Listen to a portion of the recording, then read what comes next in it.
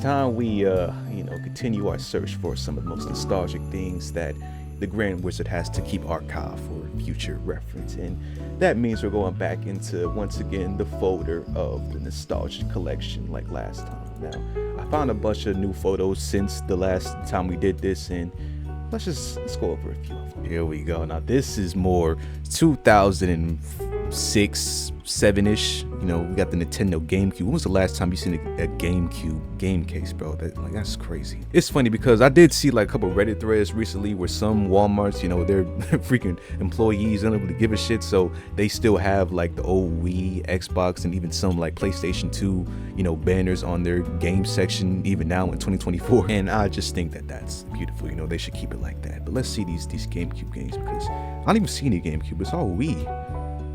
Maybe they did that in this picture too. Like, they didn't bother to take it down the GameCube games because they just didn't give a shit. Because like all I see here are DS games. So I guess this is maybe more like 2008-ish, maybe. Let's see. Let's judge by the games that we got here. I can barely even make any of these out. I see the Spider-Man game. Which Spider-Man game is this in this? That was like the Amazing Spider-Man from like 2012 or 13. Hold on, time to do some Googling, guys. Oh my God, how could I forget this game? Dude, Friend or Foe was the only Spider-Man game that I ever had on my PSP, bro. How did I not recognize that? Well, I never had the box, I got those games secondhand from a dude at school. Host other story, but yo, this game is hard as hell to come by now. Web of Shadows is it's one of those, older Activision games that just are ridiculous on secondhand markets. Like I showed y'all with the Wii U Sports Club, people just charge insane prices, doing the same thing for these shits. But Friend or Foe was a good ass game. You had to recruit all of the Spider-Man villains. That was so good. Spider-Man 3 is a classic game and movie. But yeah, this is the Spider-Man game that I was referencing earlier. This Amazing Spider-Man for the PlayStation 3 and Xbox 360. It's a really good game. People don't really talk about it that much, but it's pretty fun. But yes, the days where we had the bottom shelf was stocked the PlayStation 2s, PlayStation 3s, Wii consoles, and now it's just freaking. They don't barely even have these. Well, they still have these in Walmarts, but Target, it's all just like a wall of, it ain't even games, it's just the cards to redeem the codes for the games, and even those most of the time are empty. So yeah, this is crazy. I wonder what this note says. It's probably something about stealing. People were freaking, I don't want to give up the methods or incriminate anybody, but I knew back a lot of kids would show up to school with just the disc. So that was something. So I don't even know how they did that, because most of the time they didn't even have the disc in the case. But this is whatever. All right, now this one right here, this one is enough to pull on my heartstrings, because, bro, you guys don't know how many hours I spent on the Minecraft tutorial world on the PlayStation 3.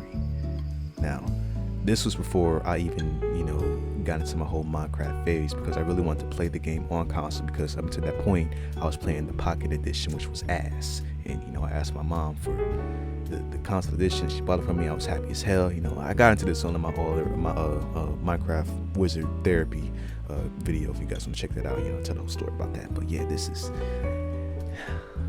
move on. Now, unfortunately, I don't really have too many blockbuster memories myself. The only one I had was like towards like late in its lifespan, like 2009 or even 10, I think, because I remember me and my mom, my sister, we went into here and we got Transformers, because I remember they had a Transformers toy that I bought that day. I still got it with me too. It's somewhere in one of these closets in my house. But yeah, that's all I really remember from Blockbuster.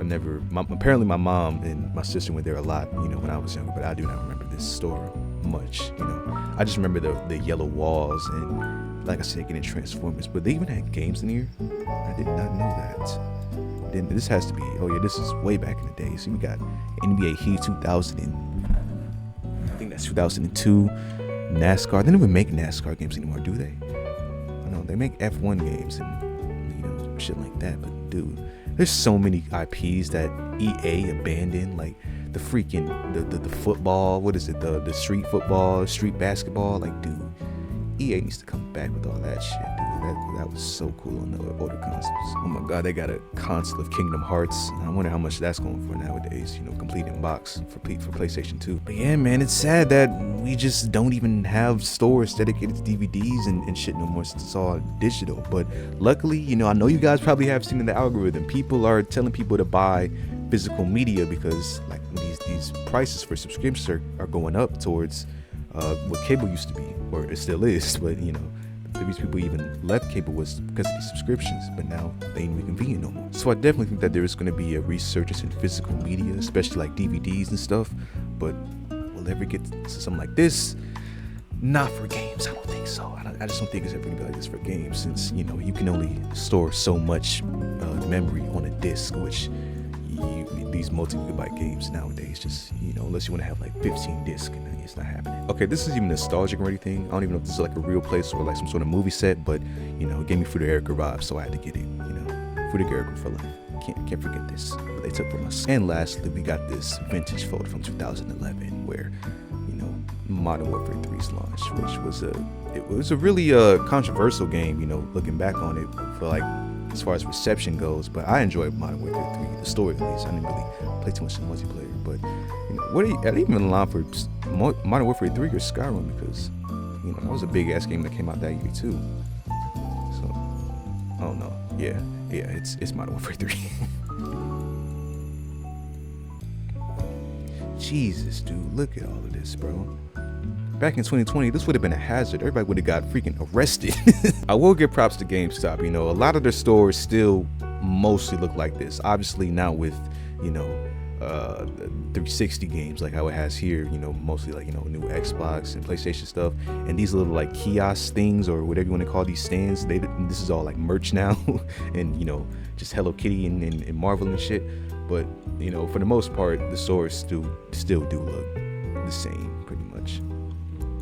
And look at his braids. It's just look tight as hell even from here in this freaking low resolution photo. This is crazy. What is this? Is this some sort of like online game? Like IMVU? Oh, it's Zynga.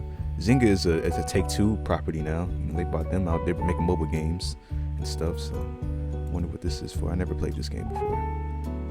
Let's see. Yeah, this is really cool, dude. Under 25. What's this in the background? What's that? Is that I can't tell what that is. Is that like a gaming accessory, like a wheel or something? I don't know. Universe. Oh, what the hell happened to this? This is like a Disney Toys to Life game or something. I remember this briefly, but I don't even remember what the hell it was. Like what it was exactly. Yeah, this is amazing. Freaking people just filing in here. It's like a club in here, damn near.